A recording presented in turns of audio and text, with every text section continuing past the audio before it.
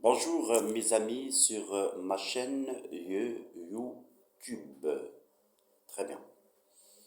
Alors, aujourd'hui, on va parler de la taxonomie de Bloom et son apport dans l'enseignement du français au collège, bien évidemment, dans notre pays, en Algérie.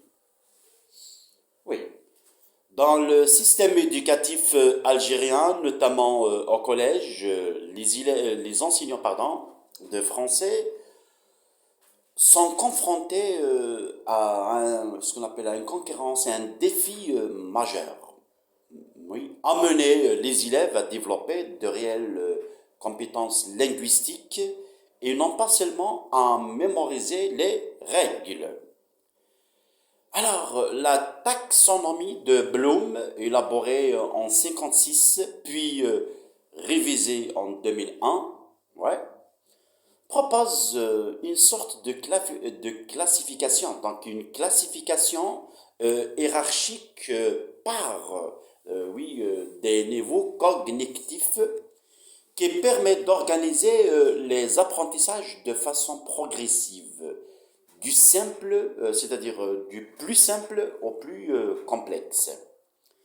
Appliqué au cours de français, donc à l'aide de l'enseignant, à construire des objectifs variés, à évaluer les compétences et à favoriser aussi une réelle progression. Tout à fait.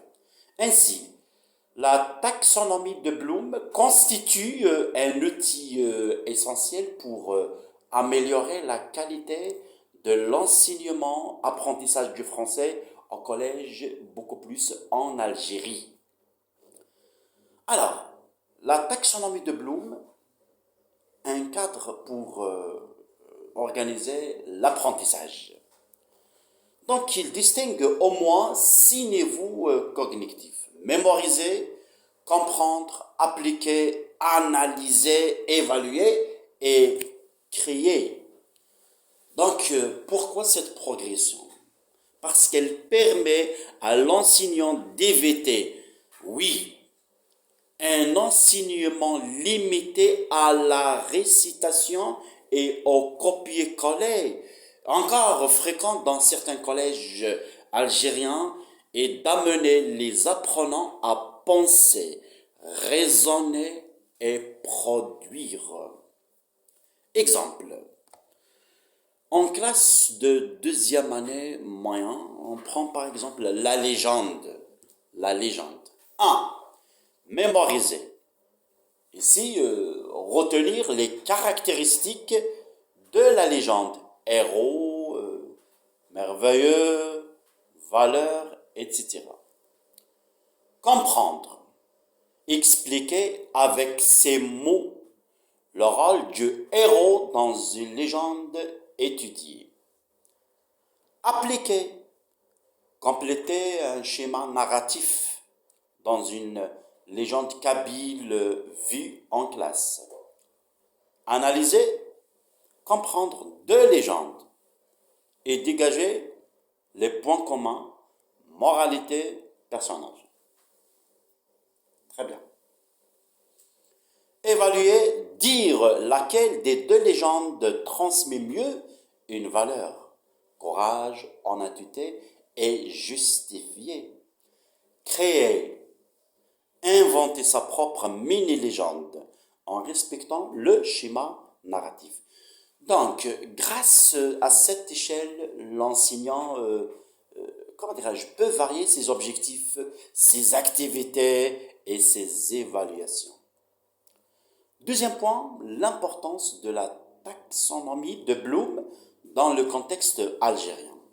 Ben oui, dans de nombreux collèges, les élèves, ou bien les apprenants, restent souvent bloqués au premier niveau, mémoriser.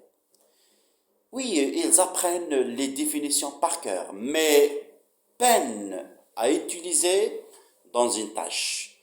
Donc, c'est l'occasion, Bloom permet de dépasser cette limite en installant, c'est ce qu'on appelle une progression mentale. Ouais. Par exemple, enseigner la grammaire à des élèves de troisième année, par exemple la subordonnée relative. Eh ben oui, beaucoup d'élèves, beaucoup d'apprenants savent réciter. La relative commence par qui, que, dans, où, mais ils n'arrivent pas à l'utiliser pour décrire un héros algérien. Et grâce à Bloom, on passe de la récitation à la production. Écrit un court paragraphe sur Karim Belkacem, par exemple, dans lequel tu utilises les quatre pronoms relatifs. Donc cela oblige l'apprenant à comprendre, appliquer et créer ce qui est l'objectif final du programme. Le troisième point, la taxonomie de Bloom pour améliorer les évaluations et les remédiations. Les évaluations au collège en Algérie se concentrent souvent sur des questions fermes, définition, repérage, phrases à compléter, etc. Et Bloom encourage des évaluations plus complètes, intégrant plusieurs niveaux cognitifs. Oui. Exemple, dans l'évaluation, lecture en deuxième AM, par exemple. Oui, une séance de lecture. Mémoriser. Relever les personnages du texte. Comprendre. Dire pourquoi le héros est triste. Appliquer. Transformer un passage, je sais pas moi, du présent au passé simple. Oui. Analyser. Montrer comment l'auteur utilise le vocabulaire de la peur. Et évaluer, dire si l'attitude du héros est logique et justifiée. Crier, proposer une suite au texte en bien cinq phrases. Au niveau de la remédiation, Bloom permet d'identifier où l'élève est bloqué. Eh bien oui, dans l'évaluation. Ça veut dire, s'il ne retient pas, donc problème de mémorisation. S'il retient mais ne sait pas utiliser, problème de compréhension. S'il ne sait pas analyser, manque de stratégie, etc. Cela permet, c'est ce qu'on appelle une remédiation ciblée et efficace. Ah oui. Voilà. Le quatrième point, la taxonomie de Bloom pour encourager la créativité des élèves. Les programmes algériens, surtout en première, en deuxième et troisième année, etc., fables, légendes, récits, etc., exigent des productions écrites. Mais les élèves ont souvent peur d'écrire. Eh bien, Bloom les aide à avancer étape par étape vers la création, je sais pas moi, vers l'objectif final, etc. Oui. Par exemple, si on demande à des élèves de deuxième année d'écrire une fable, eh bien oui, mémoriser d'abord, comprendre, appliquer, analyser, évaluer, créer. Voilà ici là, oui. Mémoriser, connaître en premier lieu les caractéristiques de la fable. 2. Comprendre, expliquer la morale d'une fable de La Fontaine.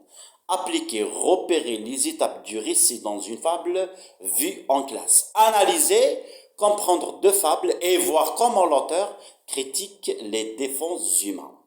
Évaluer, dire laquelle des deux morales est, je sais pas moi, est la plus forte. Créer, écrire une simple fable avec deux animaux de la région. Par exemple, un âne, un chacal, je sais pas moi. Âne, chacal, cheval, oui. Alors, dans le contexte algérien où le français est langue seconde, cette progression rassure l'élève et lui donne un cadre clair pour produire.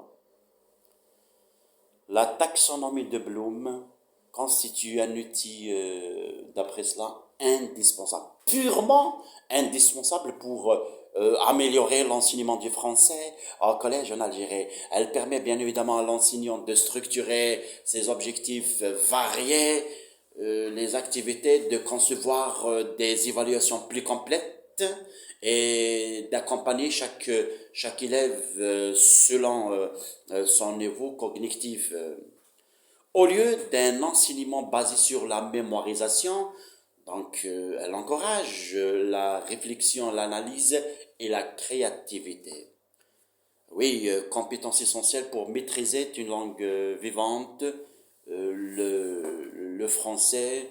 Donc, en appliquant Bloom au quotidien, l'enseignant transforme sa classe en un espace où les apprenants pensent, questionnent, produisent, progressent et voilà et progressent d'une manière réelle, véritablement et réellement.